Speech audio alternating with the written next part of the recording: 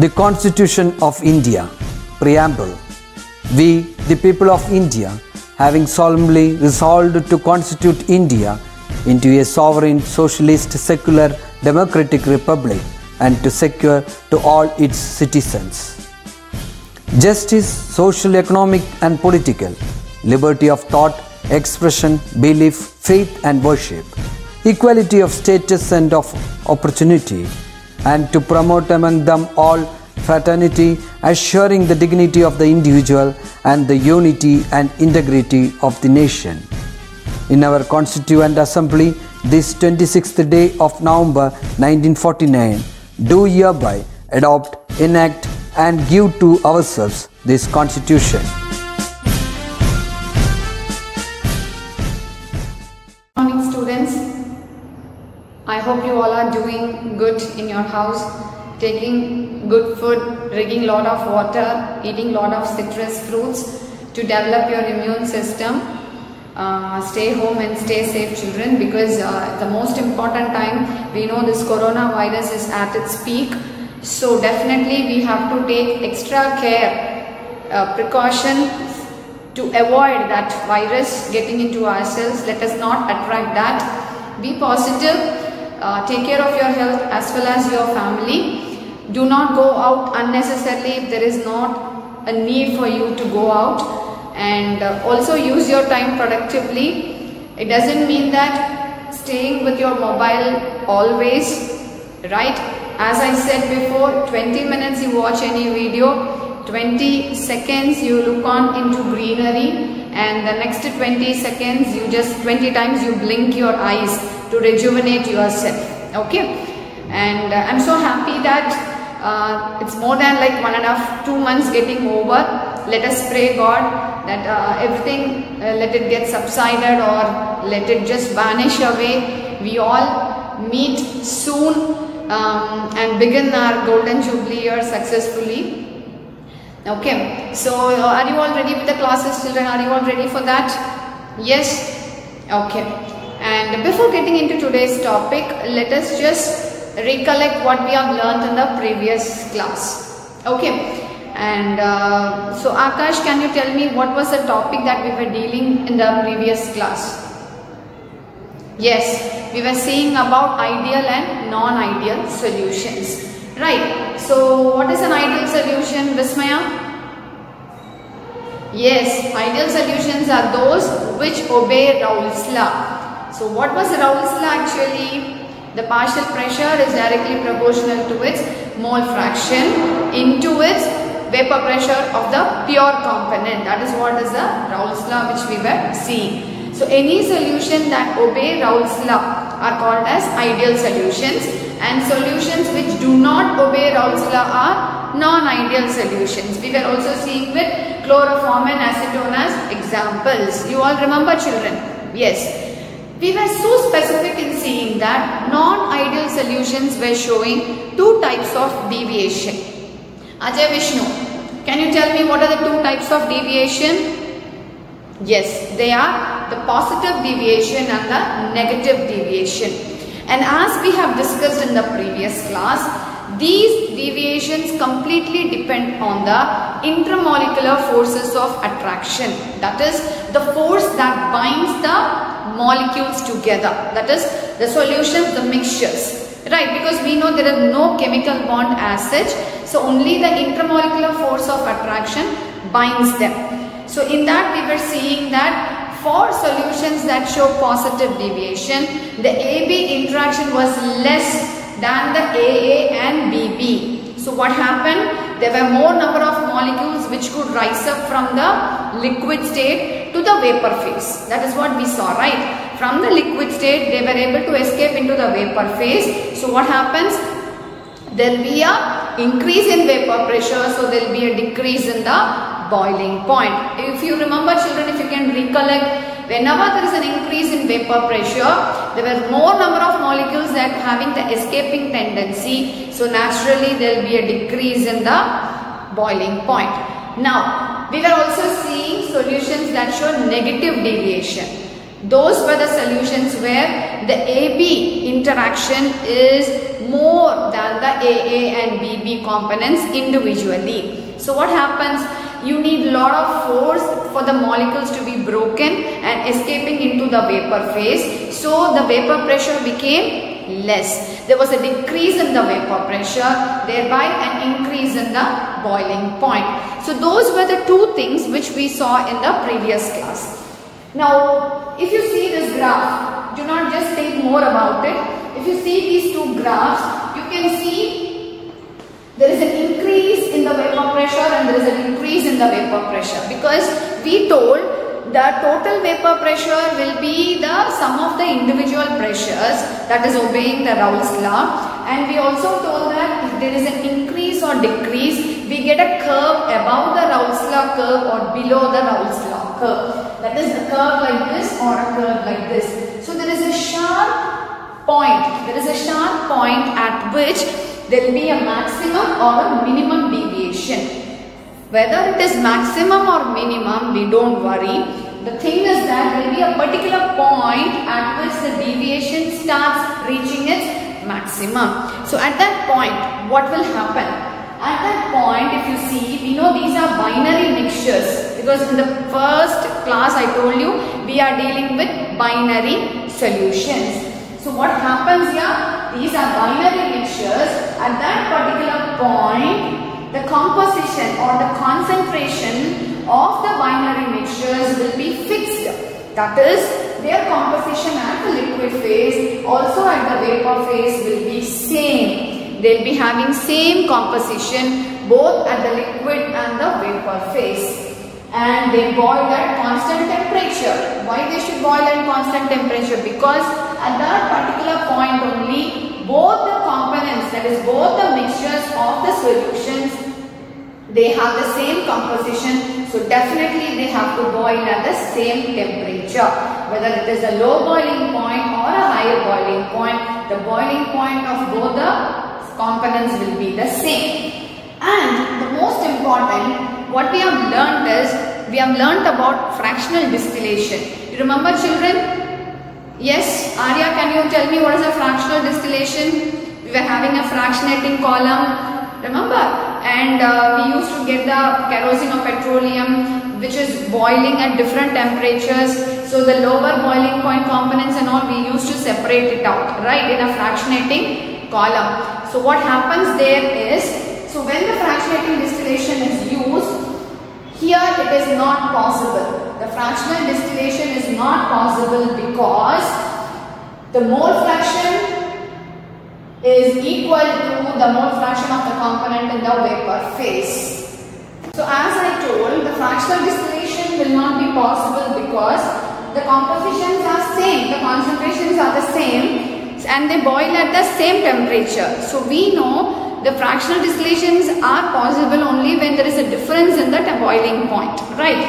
Now, why I am talking about all this? It is just because those binary mixtures which deviate at a particular point, which can be maximum or minimum, having a fixed composition, having the same temperature, are called as azeotropes. I repeat, children, those mixtures, binary mixtures which have the same composition and deviate at the same point, at a particular point, and boil at the same temperature, are called as azeotropes. Now, azeotropes can be broadly classified into minimum boiling azeotropes and maximum boiling azeotropes. Now, before getting into the classification, I've told you here the composition. When I say composition, it is nothing but the mole fraction.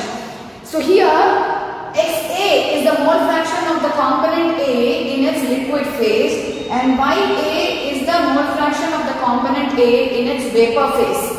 So when this composition becomes equal, I know my fractional distillation is absolutely not possible. So a question arises, when fractional distillation is possible? Now, when this can be possible? Only when the mole fraction of component A in its liquid phase is not equal to the mole fraction of component A in its vapor phase. This is my liquid phase and this is the vapor phase. When these mole fractions becomes not equal, then the fractional distillation becomes possible. So when I say XA is equal to YA, let's assume X ethanol in water, a mixture of alcohol, ethanol in water. The mole fraction of ethanol is 0.4 and we know some of the mole components will be equal to 1, the mole fraction. So X of H2O in liquid will be 0.6. But if you see here, Y, that is the vapor phase of ethanol, it is 0.3. So this is the different situation where the mole fraction of ethanol in the liquid phase is 0.4 and the same at its vapor phase is 0.3. So when these values becomes equal, such a mixture will be called as an azeotrope. Right, but you know what happens is only 95% of ethanol we get it. Right, we don't get ethanol in its 100% form. 5% again some of the water content will definitely be present. We can never say we get 100% purified alcohol or ethanol completely as 100%. Definitely there will be at least 5 to 6% of water content present in the alcohol. Now, coming into the classification, azeotropes are broadly classified as minimum boiling azeotrope and maximum boiling azeotrope. Minimum boiling azeotrope. When I say minimum boiling, that minimum boiling term only helps us to find out that such a mixture, binary mixture, will boil at a low temperature. So, as I said, minimum boiling azeotropes are mixture which will boil at low temperature.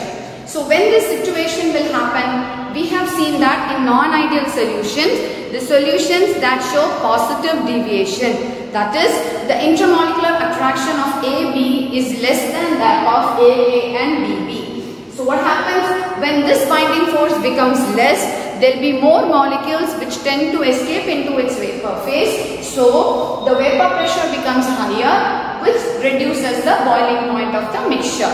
So when the boiling point comes down, we know as the vapor pressure increases, this is the total vapor pressure of the Raoult's law and this is my increase in the vapor pressure, that is a positive deviation. When there is a positive deviation, when we plot a graph between vapor pressure and mole fraction, you can see here with water and ethanol, from water that is it's from 0 to 1 and for alcohol it is from 1 to 0. So this is 100% alcohol, from 100% it goes to 0% here and this is of water and this is of ethanol. This is my 100% ethanol. But what happens?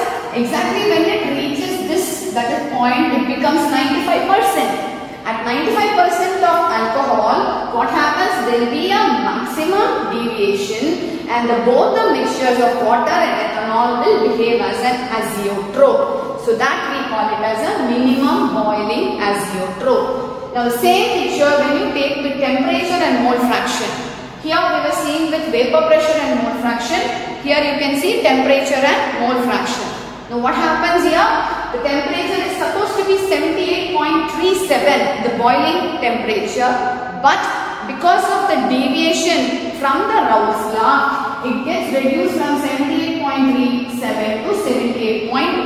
I told you this is the minimum boiling azeotrope. So this is the particular temperature 78.15, that is the temperature at which both the mixtures boil at the same temperature.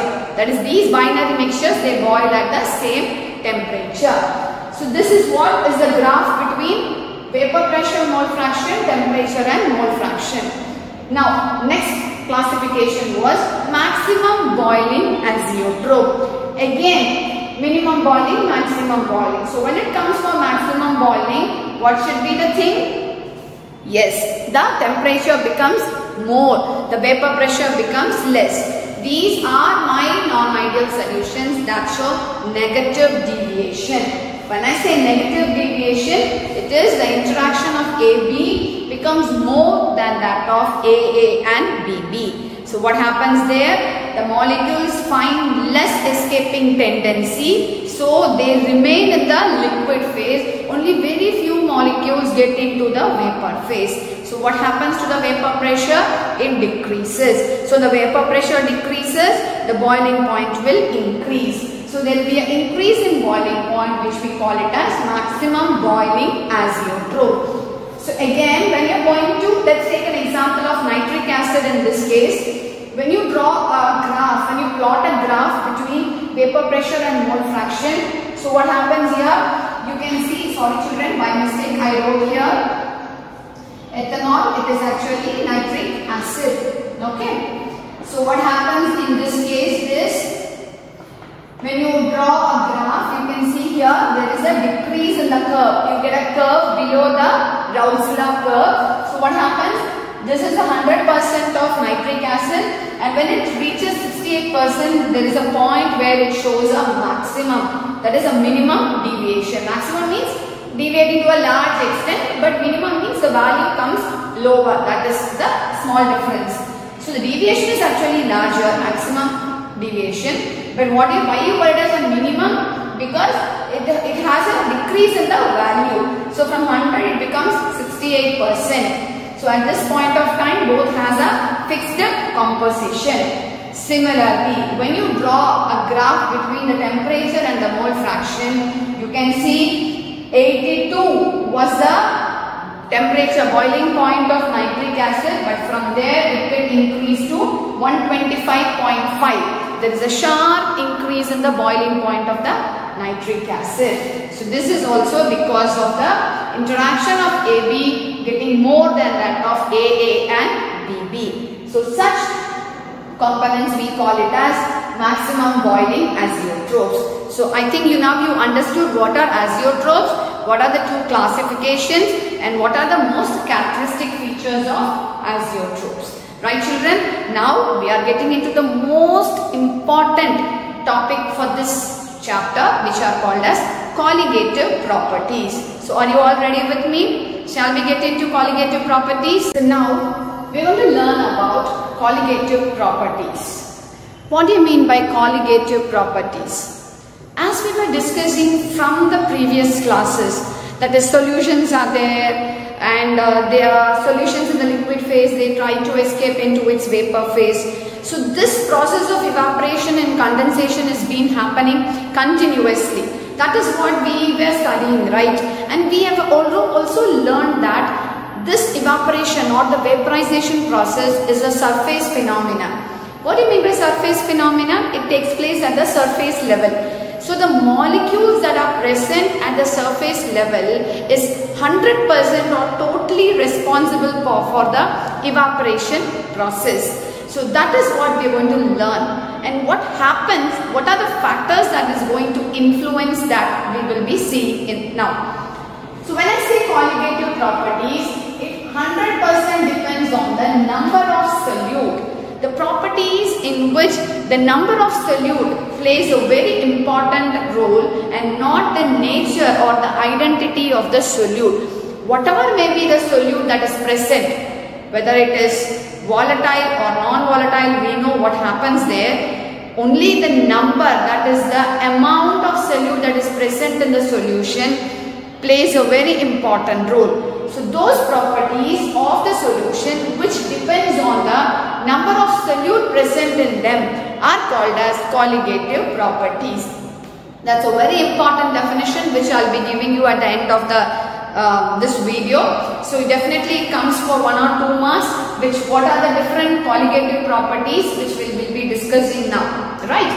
So the properties, as we know, when there is a number of solute that is changed in the solution, there are few factors which are getting affected by that. Because of the number of solute that is present in the solution, there are certain factors which are changing. Now what are the factors that are changing?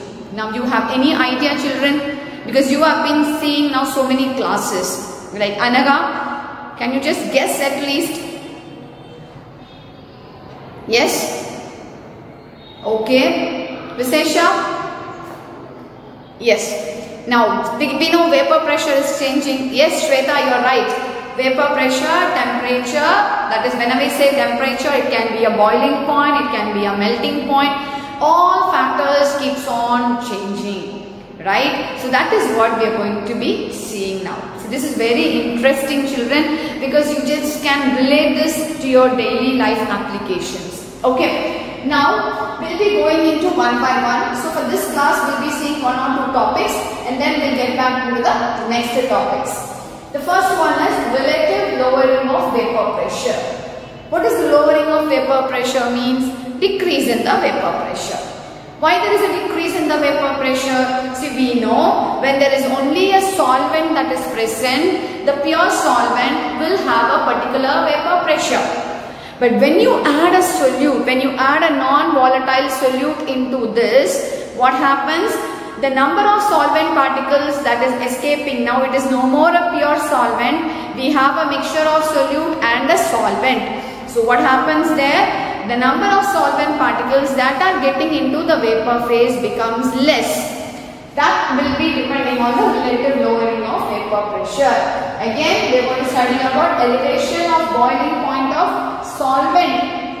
Lowering of vapor pressure, increase in boiling point of solvent. Then comes depression in freezing point. Again, depression is decrease in the freezing point.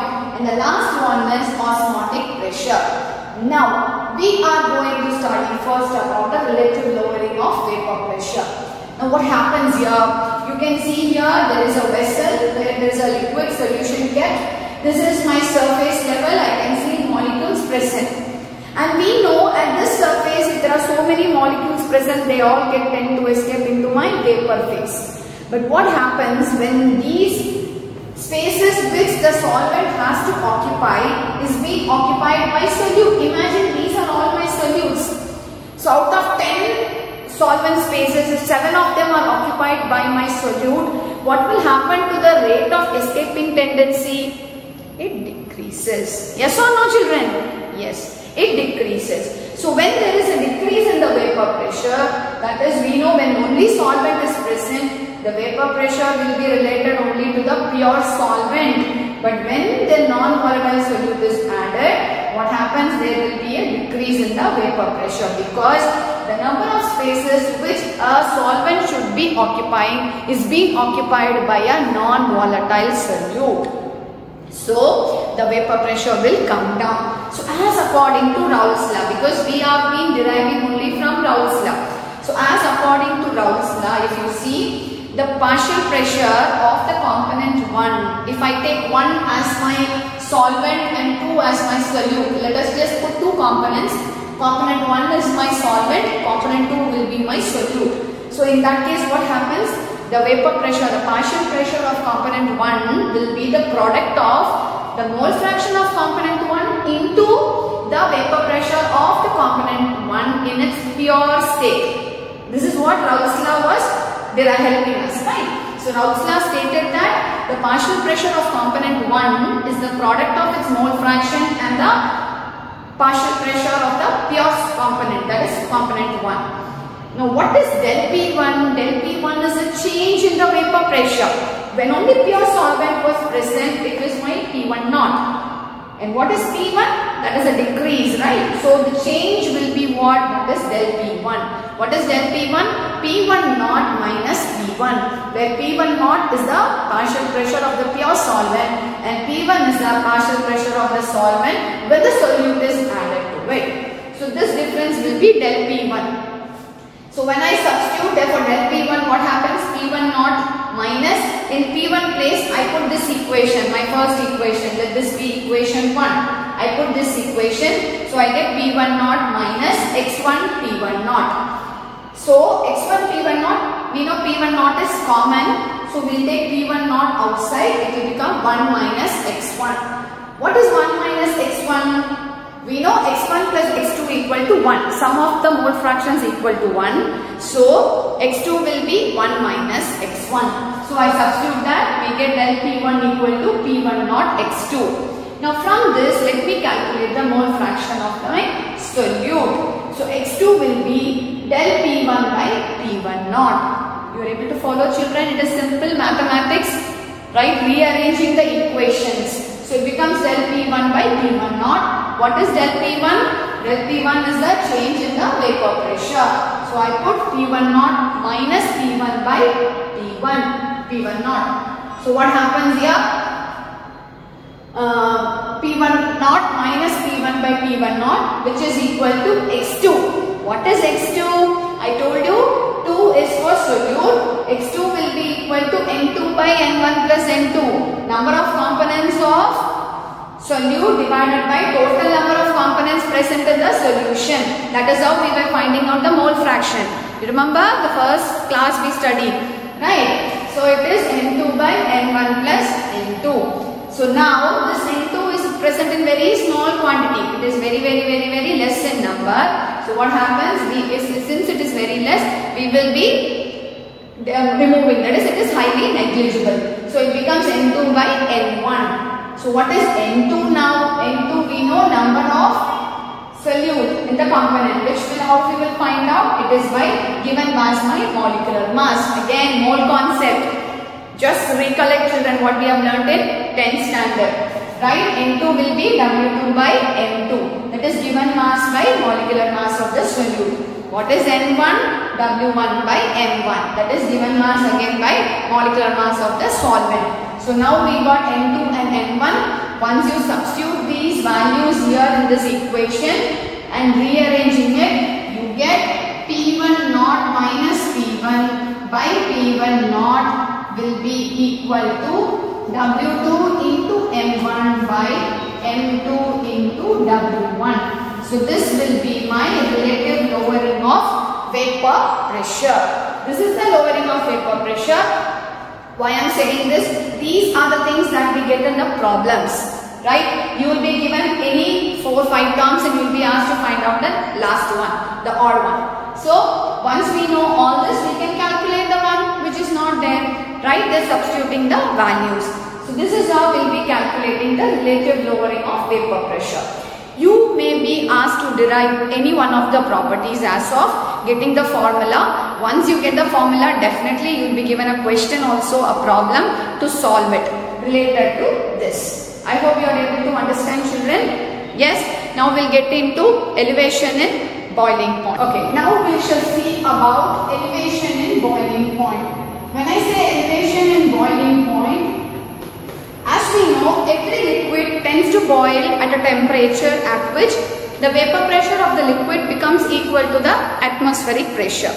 We know atmospheric pressure, there is a particular value, and that value, when it becomes equal to the vapor pressure of the liquid above the surface, at that particular temperature, the liquid will tend to boil.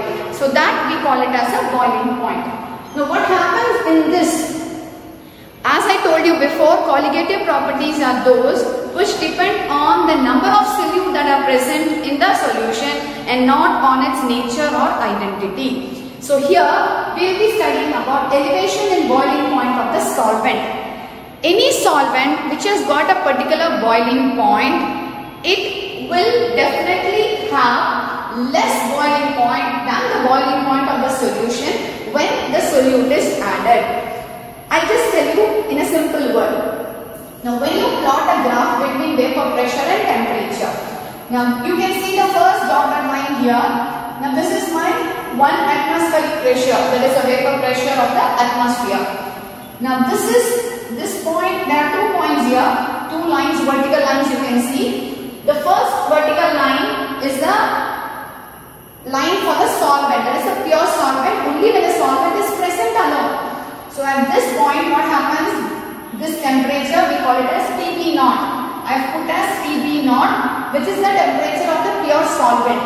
It reaches a particular point where it becomes equal to the atmospheric vapor pressure. But what happens in that solvent when I start adding my non-volatile solute? As I told you, it's a surface phenomenon. The solvent which were all escaping into my vapor phase have started becoming less in number because of the space occupied by my solute. So when the solute starts occupying, what happens? The vapor pressure becomes less, right? The vapor pressure becomes less. Now the number of molecules, solvent molecules which were getting into my vapor phase start decreasing. So there will be a decrease in the vapor pressure and there will be increasing in the boiling point.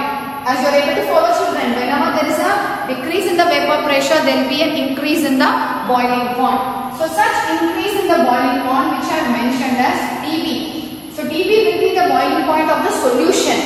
So this difference of TB and TB naught, we call it as del TB. What is del TB? Del TB is the boiling point difference of my solute and the solvent. So in such cases, what happens?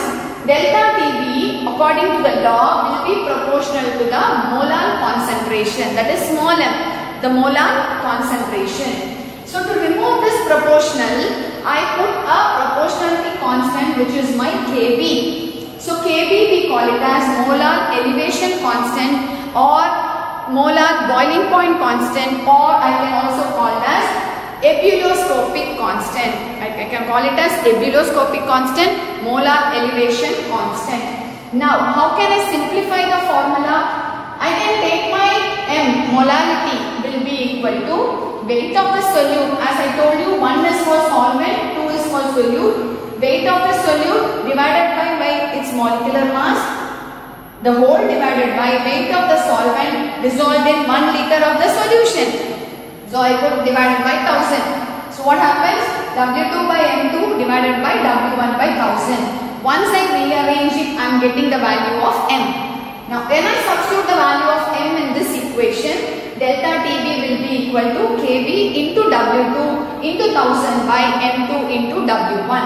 So this will be my equation 1 to calculate the elevation in boiling point, the difference in the boiling point.